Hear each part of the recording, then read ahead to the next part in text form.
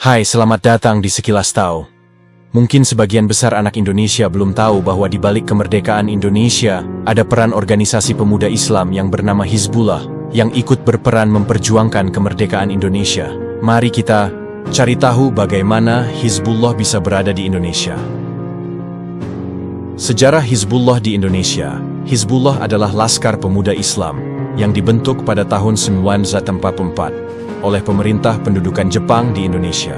Organisasi ini berperan penting dalam perjuangan kemerdekaan Indonesia, terutama dalam perlawanan terhadap Belanda setelah proklamasi 17 Agustus 1945. Latar belakang pembentukan pada masa penjajahan Jepang, umat Islam diberikan kesempatan untuk berpartisipasi dalam pertahanan wilayah.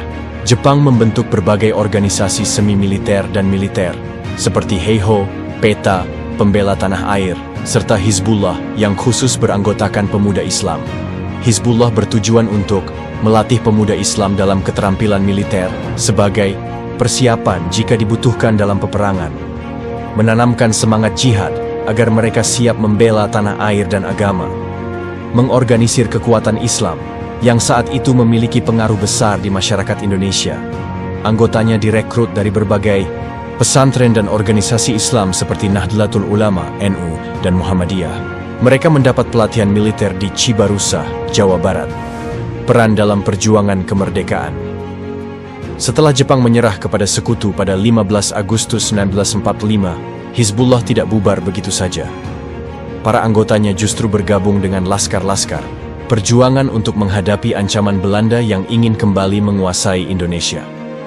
Berikut beberapa kisah heroik Hizbullah dalam perjuangan kemerdekaan. 1. Pertempuran 10 November 1945 di Surabaya. Banyak anggota Hizbullah turut serta dalam pertempuran dahsyat ini. Mereka bergabung dengan rakyat dan pasukan lain untuk melawan tentara Inggris dan Nietzsche, Belanda. Para pemuda Hizbullah bertempur dengan senjata seadanya, tetapi penuh semangat jihad. 2. Perlawanan di Jawa Barat. Laskar Sabilillah and Hizbullah. Di daerah Jawa Barat, Hizbullah bersama Sabilillah ikut berjuang mempertahankan kemerdekaan dari agresi militer Belanda. Salah satu tokoh penting dalam perjuangan ini adalah KH Noer Ali yang memimpin perlawanan di Bekasi.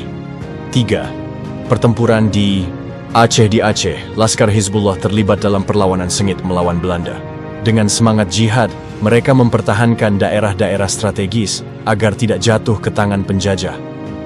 Pembubaran dan warisan Hizbullah. Pada tahun 1998, setelah TNI mulai lebih terorganisir, berbagai laskar rakyat, termasuk Hizbullah, dibubarkan atau dilebur ke dalam Angkatan Perang Republik Indonesia, APRI. Namun, semangat dan pengaruh Hizbullah tetap hidup. Banyak mantan anggotanya yang kemudian menjadi bagian dari TNI atau aktif dalam organisasi Islam dan politik setelah kemerdekaan.